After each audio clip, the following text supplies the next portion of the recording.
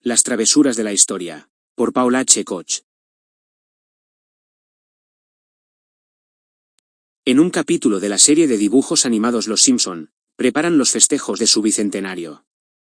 Y Lisa Simpson descubre que el fundador de la localidad en la que vive, Jeremías Springfield, no fue el valiente y generoso colono al estilo Daniel Boone que figura en todas las leyendas locales, sino un pirata despreciable. Cuando intenta abrir los ojos a sus conciudadanos, solo consigue ponerlos a todos en su contra, porque están entusiasmados con la fiesta del aniversario. Además, existen importantes intereses económicos y políticos para honrar a la figura histórica. Sin embargo, ella emprende una investigación y encuentra la prueba que demostrará su tesis en el mismo esqueleto del fundador. La lengua de plata que demuestra su relación con una banda pirata. Al exhumar los restos, esta no aparece. Lisa descubre que fue robada por un respetado historiador local, que ha dedicado toda su vida a la versión mítica del héroe y no está dispuesto a que la realidad desbarate su carrera. Después el historiador es convencido por Lisa para detener la celebración, así que ellos toman la pieza y corre hacia la calle mayor de Springfield, donde se desarrollará el gran desfile del bicentenario, anunciar por megafonía que ella tenía razón y mostrar las pruebas a sus convencidos. Como es costumbre en la serie, todo el capítulo está saturado de hilarante sarcasmo que hace pasar un buen rato al espectador por su crítica del American Way. Pero el final resulta devastador. Toma el micrófono para contar lo ocurrido a su familia, a sus amigos, conocidos y extraños. Todos ellos disfrutan de la fiesta y encantados de tener un motivo de alegría y unión con el que gozar juntos el recuerdo del héroe mítico gracias a la cual se fundó su hogar. Pero Lisa tiene un lapso de emoción en la que ve transcurrir sus vidas. Se quiebra y, en lugar de revelar la verdad, decide comentar que tras muchas investigaciones ha llegado a la conclusión de que el fundador de Springfield fue alguien genial. Todos le aplauden y ella se suma a la fiesta junto con el estudiador. En el último diálogo reconoce que prefiere cerrar los ojos a cambio de sentirse parte de su feliz ignorante comunidad. Fin del capítulo. ¿Qué hubiera hecho usted si hubiera sido Lisa Simpson? La respuesta inmediata es: si me habría atrevido a abrir los ojos de mi comunidad. ¿De veras lo habría hecho? ¿Estaría dispuesto a asumir la difícil responsabilidad de encender la luz en una habitación oscura cuando lo que está en juego es la relación de uno mismo con el entorno habitual? Ver que se esté dispuesto a renunciar a una vida normal, sin contar con las fuerzas de la ley y el orden, dispuestas a imponer el mandato de aquellos que, atrás del telón, rigen la ley y el orden para imponerla en cada momento. La propia Lisa llega a estar en la mirilla de un francotirador policial por si llegaba a revelar algo que no debería decir. La historia es la materia más desvalorizada. A pesar de su importancia, complejidad y de su apasionante belleza intrínseca, es una de las ciencias menos valoradas del mundo moderno.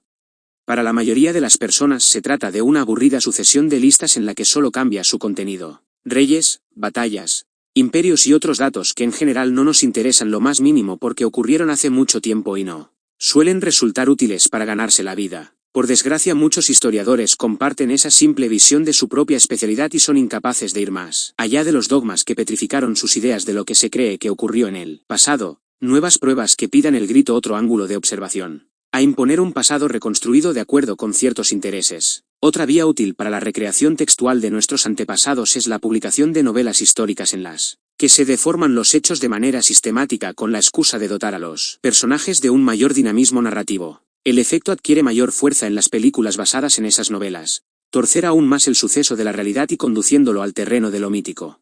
De esta forma el público ignorante solo se dedicará a tragar todo el material. Se convence a un público de masas de que así sucedieron los hechos de verdad. Y aun si fuera un experto, la visión del hecho histórico seguirá siendo difícil que acepte una versión distinta, aunque sea verídica. El mejor ejemplo para explicar esto es una de las películas más famosas del mundo.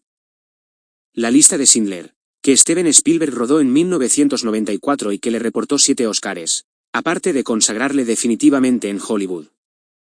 Este largometraje está basado en el libro de Thomas Keneally. Keneally especifica claramente que se trata de una novela, cuyo nombre, lugares e incidentes son productos de la imaginación del autor o ha sido utilizados ficticiamente. Y así es, porque utiliza hechos reales para recrearlos como mejor le parecen. El problema es que Spielberg hizo lo mismo al traducir el libro a imágenes y se olvidó de las advertencias. De hecho, elaboró un epílogo documental para dar verosimilitud a una cinta llena de tergiversaciones, porque está tocando al mismo tiempo un fiel reflejo de un momento histórico. Las líneas generales sobre las que transcurren su película son verídicas. La ocupación nazi en Polonia y sus efectos en la población civil. En especial aquellas personas de etnia judía que son internadas en los campos de concentración y que fueron forzados a servir como mano de obra en las fábricas del Tercer Reich. También se relata la historia de Oskar Schindler, avispado y vividor cuyos contactos con el régimen le permitieron hacer fortuna y vivir muy bien a su sombra, pero que, gracias a su bondad y su conciencia, dejó que los judíos a su custodia se salvaran de morir en el complejo del campo de Auschwitz y Birkenau, porque los incluyó en una lista de trabajadores especializados insustituibles para que trabajaran en sus fábricas. La lista inicial fue de unas 800 personas. Después empezó a superar los miles de 200 que había sido asignado como esclavos. Oskar Schindler es el único nazi en toda la película que trata a los judíos con humanidad y finalmente consigue liberarlos en los últimos días de la Guerra Mundial. Este es el mito. La realidad, Oskar Schindler no fabricaba inocentes ollas de aluminio como aparecen en la película. Fabricaba armamento bélico para el ejército alemán. Además, él no era el dueño de la empresa, sino un simple testaferro de la colectividad judía, que le encargaron la administración por sus buenas relaciones personales con altos cargos nazis. En el largometraje se relata cómo su coordinador de personal añade nombres a una lista de trabajadores judíos, sin costo alguno. No obstante, en la novela no acceden gratuitamente a ella, sino que compran su ingreso con diamantes, para garantizarles un mejor trato y la literal supervivencia del campo de concentración Plastov. Este campo se describe como el particular coto de cacería humana del sádico Amon God. No deja de ser curioso que la traducción de este nombre sea Dios Amón, rival egipcio de Jehová, el Dios de los judíos, quien dispara por diversión a los escuálidos y torturados internos desde el balcón de su hermosa mansión ubicada en lo alto de una colina. De acuerdo a fotos aéreas tomadas por los aliados, esta casa se encontraba detrás de una colina dentro de Plastov, y su balcón miraba hacia el lado opuesto a los barrancones de los internados, donde en la realidad jamás pudo tener puntería para disparar porque simplemente no la había. En cuanto a los datos del auténtico Oskar Schindler, que hoy poseemos, no parece tanto a los del concienciado personaje que interpreta Liam Neeson. Sabemos que amansó una considerable fortuna con sus negocios, pero no la empleó en facilitar la huida de judíos desesperados, sino que la dilapidó en sus diversiones favoritas, el juego y la bebida. En octubre de 1993 se publicó una entrevista con su viuda, Emily, quien calificó a su marido de inútil y estúpido, porque él no salvó a nadie como cuenta el libro, en referencia a la novela de que Nelly había sido ella quien había ayudado a los judíos. Esta mujer acabó viviendo de la caridad de la agradecida judería argentina después de que su marido la abandonara en el país sudamericano para no tener que afrontar sus cuantiosas deudas. En privado, llegó a referirse a él como Oskar Schwindler, con W, que en alemán viene siendo un juego de palabra que refiere a la palabra timador. Cuando uno toma conciencia de estas manipulaciones que dan una duda terrible, hace pensar cuántas cosas más de las que le han contado no sucedieron exactamente así, contando que la época ya portó en la realidad bastantes sucesos horrorosos. ¿Qué necesidad tenía Spielberg de recargar los hechos e intentar engañar a su público, describiendo como reales sucesos que no lo fueron? El director de cine, una de las fuerzas más poderosas de la industria cinematográfica mundial, tendría sus razones. Un caso como este demuestra que no podemos fiarnos de las interpretaciones históricas para el gran público. Aunque nos hablen de un suceso que creemos conocer más o menos bien, se puede citar numerosos ejemplos para convencernos de que un estudio sistemático y pormenuzado de la historia, destruida sin piedad, puede liberarnos de nuestros conceptos preconcebidos. Cuestionaría muy en serio hechos que suponíamos comprobados y de común conocimiento y que en verdad han sido falsificados para servir a determinada visión del mundo. Por lo general el ser humano contemporáneo obsesionado por sus preocupaciones personales y deseos de liberarse de sus obligaciones y responsabilidades diarias, no tiene tiempo ni le nacen ganas por comprobar que lo que han contado fue real o a que se debieron los sucesos objetivamente. Otro hecho histórico del siglo XX fue la Guerra Civil Española de 1936 a 1939. Parece increíble que un grave conflicto bélico acaecido hace solo 70 años pueda ser hoy reinterpretado, desde tantos puntos de vista tomando en cuenta que fue uno de los más documentados de la historia contemporánea. Entre la avalancha de estudios y ensayos publicados en los últimos tiempos hay historiadores que afirman que los franquistas no hubieran podido ganar sin la ayuda alemana e italiana, pero otros aseguran que esta no fue tan determinante. Unos argumentan que los rebeldes no contaban con más apoyo que sus armas. Insisten en que si el conflicto se alargó, fue por el elevado porcentaje de la población que simpatizaba con el levantamiento. Hay quien explica la Segunda República como una democracia similar a la actual, pero sin monarquía, Una España de avances sociales y políticos sin precedentes, mientras en el otro lado se describe un régimen parapolicial que propició el caos y destruyó el Estado, persiguió a los religiosos y asesinó al líder conservador con sus propios agentes. Las declaraciones de supervivientes del ejército republicano y del franquista resultan contradictorias, pues a pesar de sus diferencias ideológicas, suelen coincidir en dos ideas. Volverían a militar en el bando en el que les tocó, al creer que hicieron lo correcto, pero deseando que jamás volviera a reproducirse un conflicto semejante. ¿Quién tiene razón? Resulta obvio que en ambos lados hubo parte de ella, ninguno la tuvo por completo, de la misma forma en que ambos bandos hubo héroes y criminales. La fotografía final depende de lo que se quiera contar. Imaginemos una colina, su ladera oriental cubierta de frondosa vegetación junto a un riachuelo y con su ladera occidental seca y pelada. En función de dónde se coloque el observador, el mismo lugar se transformará en un paraíso o en un árido secarral. Lo más interesante es que se trata de unos hechos que sucedieron en términos históricos, en plena Europa y que fueron fotografiados y descritos por multitudes de periodistas, novelistas y poetas de todo el mundo. Más tarde, fueron estudiados, seccionados y analizados hasta la extenuación por historiadores e investigadores. Y a pesar de todo, sigue sin existir una única versión que los defina de manera objetiva. El escritor británico George Orwell, que vivió la tragedia in situ, recordaría más adelante: desde muy temprano me di cuenta de que no hay acontecimientos que se han relatado correctamente en un diario. En España por primera vez vi crónicas periodísticas que no guardaba relación alguna con los hechos, la que implica una mentira ordinaria. Para aquellos que no conocíamos lo ocurrido de primera mano solo resta, pues, hacernos nuestra propia idea en función de la información que llegue a nuestro poder. Eso no hace sino confirmar el hecho de que si existe semejante disparidad de criterios sobre algo tan conocido, ¿cómo podemos dejar de dudar de la práctica totalidad de hechos históricos, alejados de nuestra experiencia directa? Ante un planteamiento semejante suele documentarse que es preciso que pase bastante tiempo para poder formarse una opinión realmente independiente y objetiva respecto al hecho. Pero, el estudio que se acerca hoy a un suceso del ayer se informará en los documentos de los contemporáneos de ese suceso, que, contaminados por las emociones del momento, que además tendrá que hacer un esfuerzo suplementario para ponerse en su piel y adecuarse a su mentalidad, distinta de la actual. Además, ¿cuánto tiempo debe transcurrir antes de acercarnos a lo ocurrido con ciertas garantías? ¿El suficiente como para que nuestra ignorancia de base supere el conocimiento accesible? Examinemos el caso de la antigua Grecia. ¿Cree que sabemos algo de ella?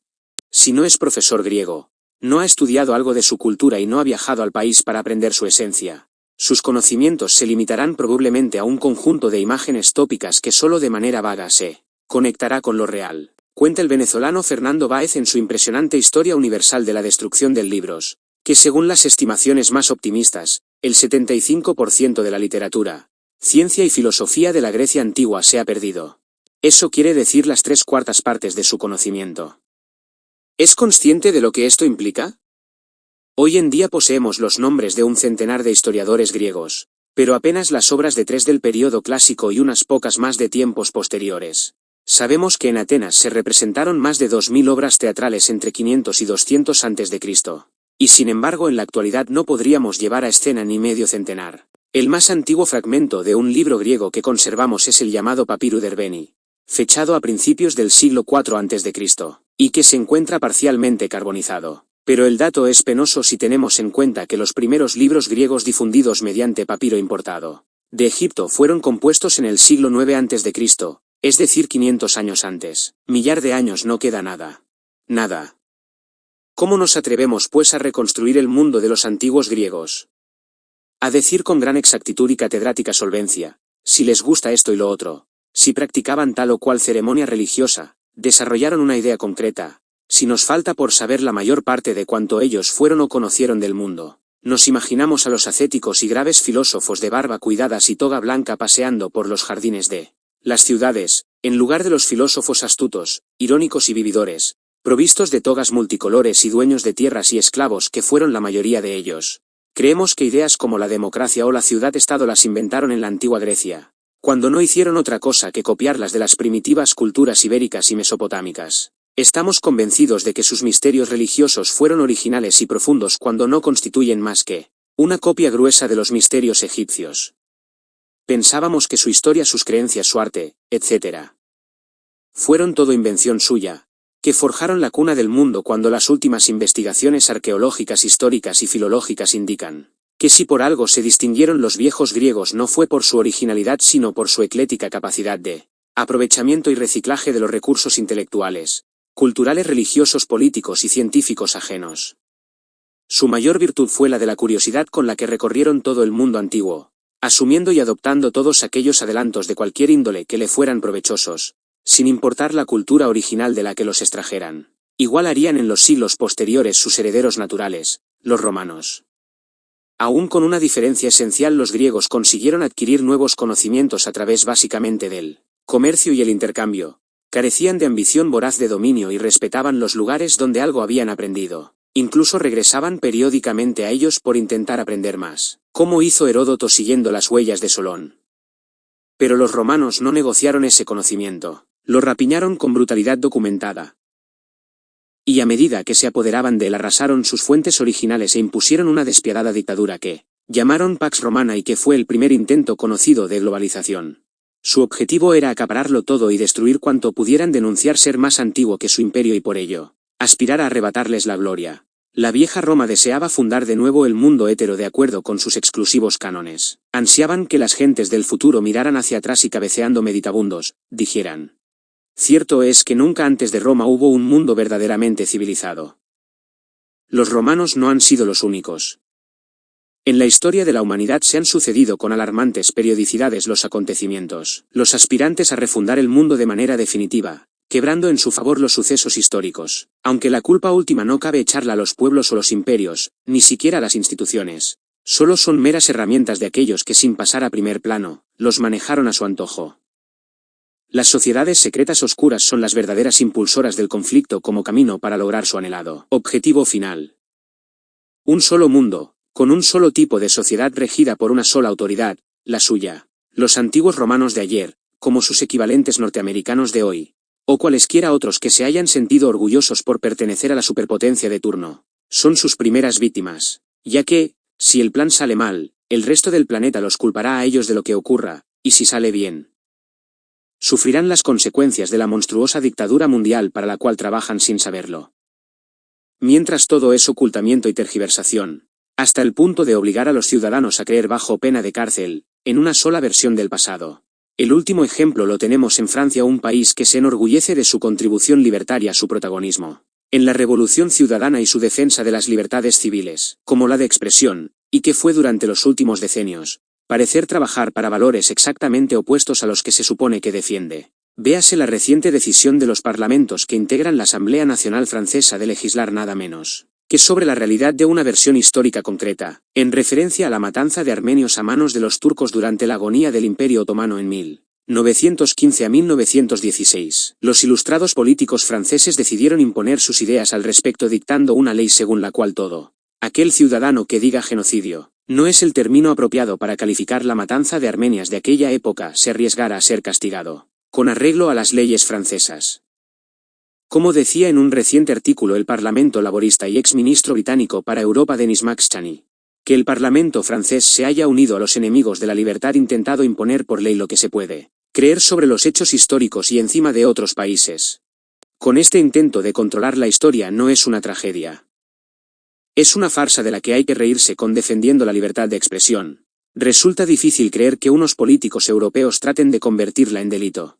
Pareciera que estamos cada vez más cerca del trágico momento descrito en la mejor obra del escritor norteamericano Ray Bradbury, titulado Fahrenheit 451, en la que los bomberos del futuro no se dedican a apagar incendios, sino a quemar libros porque, según el gobierno, leer impide que los hombres sean felices, porque según lo hace ser individuos antisociales, al generar en ellos preguntas que deben responder por sí mismos en lugar de recibir las respuestas directamente de las autoridades, los hace ser distintos cuando deberían ser iguales. Lo más pavoroso es que cada vez hay más ciudadanos comunes que piensan exactamente eso.